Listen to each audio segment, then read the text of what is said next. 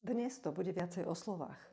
Hovorili sme o tom, že pokiaľ neveríte tomu, že to, čo prinášate, má hodnotu, tak sa nemôžete cítiť sebavedome. A dnes vám poviem, ako si to posilniť slovami. Vytvorte si svoju posilňujúcu vetu.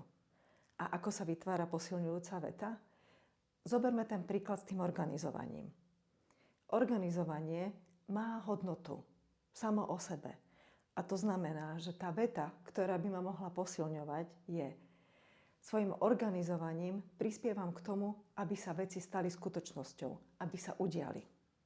Trik je v tom, že to potrebujete aj cítiť, že naozaj to tak je. Že keď niečo zorganizujem, tak to prinesie tú hodnotu, že sa veci udiali.